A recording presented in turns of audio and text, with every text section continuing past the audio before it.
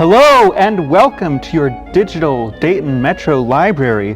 My name is Jordan and I use he, him, and his pronouns. And I'm the proud host of Rainbow Resources, the podcast that helps connect you to local LGBTQIA+ and allied resources. Without further ado, let's head to our first segment, Q+A. Today, we're joined by Gage Gatlyn. Hello, Gage. Welcome. Hi. How are you? Thank you. I'm so glad you could be here today. Thank you for having me. I'm thrilled to be here. So you're involved with the Gatlyn Dame Group. Could you explain what that is and how that group got started? Well, the Gatlyn Dame Group it's the Gatlyn Dame Group Incorporated, and we are a transgender, non-binary, and ally support group right here in Dayton, Ohio. Wow, that's amazing. Yes, we have support group, and we meet a couple other times during the month. To get together, to have community, to have fun together, and to support each other, and just be around other trans non-binary people is so important in our journey, to know that we're not alone in the world. That's amazing. What we offer. No, that's absolutely amazing. And you said trans and allied folks. Yes, we allow allies to come into our group and into our spaces because allies are important. We need allies because there are times that we need to get our point across, but the opposition doesn't want to listen to us because they don't agree with us. So a lot of times an ally can step in and talk and maybe change a mind, or get somebody to understand a little better than maybe we can, and maybe make other allies. Allies are very important to us, so we welcome them into our spaces because families are important, and we need our allies on board. We need to make allies and get them on board, and especially when we're dealing with youth, trans youth and non-binary youth, they need to know how to support their child, or Absolutely. So that's why we are very animate about allowing allies into our space. Yeah, that's amazing. So how long have you been involved with the Gatlyn Dame Group? So we celebrated 10 years in January. 10 years. 10 years we've been here. Wow. Yes. It doesn't feel like 10 years. It feels like we just got started, a couple years ago, but no, we've been doing this for a decade. And you helped found the group? Yes. Wow. It was myself, my partner Gatlyn Dame, and an ally, Randy Phillips. That's awesome. Yes. That's fantastic. So what sort of supports does the group offer? I know you said you have your monthly support meetings. Yes, we have our monthly support group where anywhere between 20 and 45 people show up, sit around in a circle, and we have a topic that we talk about every month. It's a different topic. And we talk about that topic for an hour to an hour and a half. Wow. And it usually lasts an hour to an hour and a half. And then we break and we do social hour for a half an hour to an hour, depending on how long the conversation lasted. Wow. When there's more than 30 people, we split up into two groups and have two separate, smaller groups. They're easier to manage. More people get a chance to talk. Right. So that's why we do that. And then we also throw art in the mix. Oh. Yeah, thanks to PFLAG Dayton, they hook us up with a different art project every month that we can do. Like 1 month we made fans. We painted and drew on fans. Love fans. Yes, fans are great. Last month we did playing cards, where we decorated playing cards for affirmation and nice. Just reminders of who we are, something that we could keep in our wallets or in our bags, and when we pull it out, it can remind us who we are and what we're doing here. It was very great. We had some amazing cards made. They just took pieces of magazines and stuff and put words and drew and painted, and It's like a tiny little collage. Yeah, just a tiny little collage that you can fit right in your wallet. Yeah. That's great. Yeah. What I love about this is it seems like so much of our life is in the digital space, but this is a space where you're in person, talking with your peers, getting to know each other. Yes, supporting each other, and that is the goal. You know, we talk about things that we have in common, things that we don't have in common. You know, things that help us through life, and things that, you know, and we give advice to help others, you know, through life. So like if you come to group and you need support, you're going to get support. If you no longer need support, you can still come to group and give support to people who need it. You know, it's important that we have elders in the support group in the space as well, because, you know, we need the younger generation to know that we're here and that we've done this before, and it's not as bad as it might all seem. You know, we're going to get through this. No matter how bad it is, we're going to get through this, and we can get through it together. You know, so we make sure that we have a variety of people in the group to help support each other. Yeah. So an organic space for intergenerational connections. It's very intergenerational. We have everywhere from 15 to 16-year-olds, sometimes even younger, like little kids will come in and come for a group or two, just to figure out where they're at. And then either they'll keep coming or they'll stop coming and go to the Q+ youth group that meets at the LGBT Center as well.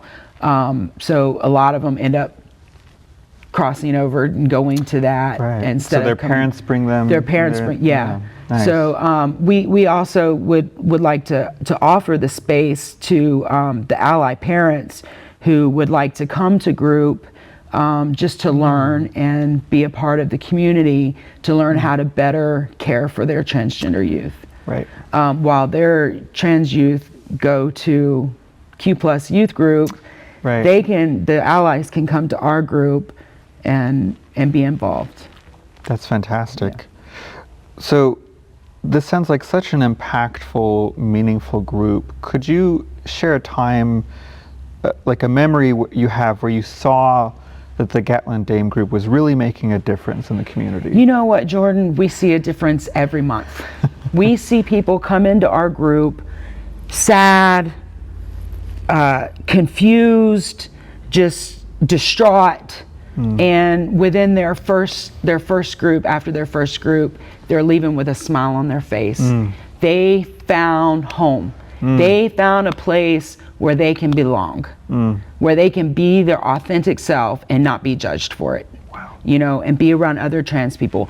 And we see people come in and they stay for years, you know, and blossom into the butterfly that they are.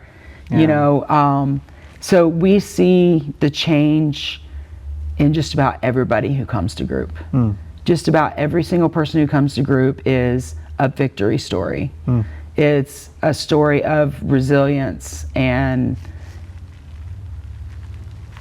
yeah, well, that's really what everyone wants, is just the freedom to be who they are. Right. And the great thing about group is everybody is coming being who they are. So they have something in common to talk to each other about, you know, either how the world is treating them outside, or, you know, whether it's good or bad, you know, they can relate to each other in that sense. Yeah, that's just fantastic. Where can our listeners and viewers go to find out more information about the Gatlyn Dame Group? So we have a website, gatlindamegroup.org. Nice. And it's Gatlyn with a Y. Gotcha. Yeah, that's real important. And if you go to gatlindamegroup.com, it'll forward you to the .org as well. So don't worry about that. There is a whole events page of all the stuff that Gatlyn Dame Group has going on. So Gage, is there anything else you would like folks to know about the Gatlyn Dame Group? You had mentioned you wanted to know how we got started. Oh yeah. So About 10 and a half years ago, little over, a young trans girl by the name of Leila Alcorn. I remember her. Committed suicide. She jumped in front of a truck. She was bullied. She was put through a conversion therapy, and it just destroyed her. It destroyed her personally. She just couldn't handle it anymore. And when we heard about that, we had already been talking about starting some kind of organization to help transgender people. But when that happened with Leila, we knew right then what exactly we needed to do. We needed to start a support group, because if Leila had had the support, even though she was going through so much, if she had just had a little bit of support and known and knew other trans people that might have been going through the same thing, she might have not made that fateful decision. Right. She might have been able to endure it another year till she turned 18 and she could get the help that she needed. You know, so it was very important to us that we give support to other trans people to make sure that nobody else in Ohio or Dayton, Ohio, would end their life that way. I feel like personally we've saved hundreds of lives. You know, they come into group where they just don't think that they can handle life anymore, because they're just so distraught. And when they meet other people that are like them, their whole life changes. Their eyes open, their mind opens, and they're free, you know, and they start living their life authentically. Right. And yeah, it's great. That's just phenomenal. Yeah, so the Gatlyn Dame Group is a great resource and organization. I also just want to say, if you or someone you know is struggling with suicidal thoughts, 988, Trans Lifeline, and the Trevor Project are all great resources as well. And now it's time. You have anything more to say, Gage? No, okay. Let's do it. Well, now it's time. This is a little more awkward than I anticipated. To fan out. All right. So, Gage, are you a fan of libraries? Oh, I'm such a fan of libraries. Well, that's fantastic. Can you Especially Dayton Library. Thank you. Yes. Thank you. Yes. Can you share with us a favorite personal experience about libraries? Okay, so during COVID, so I'm a photographer. Nice. Okay, so that's what I do outside of the Gatlyn Dame Group. Oh, wonderful. Okay, so during COVID, I've been taking pictures for 15, almost 20 years. Wow. But during COVID, I took the time to actually learn about photography. Right. To get off of the auto mode and learn how to manually shoot. And I learned how to do that through going through the Dayton Library. Really? I did. I was going on vacation. We got a cabin out in the woods, and I went to the library before we left and picked me out a couple of books on photography. And I read it. My first one was a National Geographic book on exposure. Wow. And it taught me the exposure triangle and different things to do to your camera to make better pictures, and I learned a lot, and it pushed me to the point where I actually took a course on photography. Nice. And it was an online course, but I took a course in photography, but I would have never done that if I hadn't found the books at the library and learned that I was able and capable of doing those things with my camera. And you know, since I've started reading books on photography, my actual photography has gotten like 300 times better. You can see the difference in my pictures from a couple of years ago, from 5 years ago, and now, you know, before COVID and now is completely different. Like, they're so much more professional, and people, you know, sought out my photography now. Wow. And yeah, so it's really great, and thanks to the Dayton Metro Library for having those books there for me to be able to take that next step in my career. Yeah, that's amazing. So the library really helped you flourish this skill you were already Absolutely. tinkering with, Yeah. but really deepen, broaden those skills. Really broaden it. Yes. Wow. Yeah, absolutely. I think so far in the last 5 years, I've probably checked out maybe 8 to 10 books on photography that I've read, and I even now I still check out books. Like I just got through reading a book on releases, on model releases, which really helped me fine tune my release. Is this that I like use the with contract clients. you Yeah. signed? Oh, Yeah. that's very important. Very important. Yeah. So that's thanks to Dayton Metro for having those books, on hand that I could just check out, read, and return, and check out again if I need to. Yes. If I, which is great. You can check them out as many times as you want, and yeah, my whole world changed because of those books. So yeah, special thanks to Dayton Metro. Well, that's just fantastic. If you have a skill you're wanting to sharpen, come check out a book. Yeah. Do you hear that? I think it's time to spill the tea, the QT history. Learning history often involves debunking myths and uncovering complicated truths. One common myth is that transgender people are somehow new. The truth is that historical sources demonstrate that trans people have always been here. For instance, you may have heard of the Stonewall riots, but have you heard of the Compton's cafeteria riots? An uprising led by trans people years before the Stonewall uprising. The uprising centered around a diner in the Tenderloin district of San Francisco, California. Open 24 hours a day, Compton's served as a refuge for trans folks, drag queens, and other marginalized members of the neighborhood. One August evening in 1966, a trans woman refused to be arrested, standing up for her human rights and protesting the criminal legal system and its mistreatment of trans people. What happened next made QT history, and you can learn all about it in Screaming Queens, The Riot at Compton's Cafeteria, available to stream for free with your Dayton Metro Library card on Canopy. And now, folks, it's the time we've all been waiting for. The most exciting moment for bibliophiles everywhere. Our final segment, Rainbow Reading Rex. All right, so Gage, one of the most amazing things that librarians get to do is they get to recommend books that they think people will love reading. That's the great thing about Dayton Metro is the librarians here are so willing to help you pick out and find books that will suit you. Well, and we do this because we love it. We love helping people. And I've selected a book just for you that I think you will love. Great.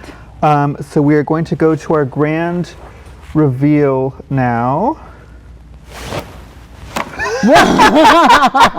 Don't try this at home. This is Kit Hayham's Before We Were Trans, A New History of Gender. It's only a couple years old. Okay. It has phenomenal reviews, and it's all about the history of trans people and how the identity of being trans came to be understood in modern times, and before modern times, how people who were maybe gender diverse lived in different societies. Because we've always been here. Absolutely, Yeah. Always been here. So I think if you check this out, I think you would love reading this book. Yeah, I think so too. This is great. Thank you so much, Jordan. Oh, absolutely. And, oh, dear, that sound means we are out of time. Gage, one last time, what website do I go to find more information about Gatlyn Dame Group? GatlynDameGroup.org. Awesome. Gatlyn with a Y. Gatlyn with a Y. So folks, join us next time on Rainbow Resources. And in the meantime, come check out the Dayton Metro Library, where everyone is free to belong.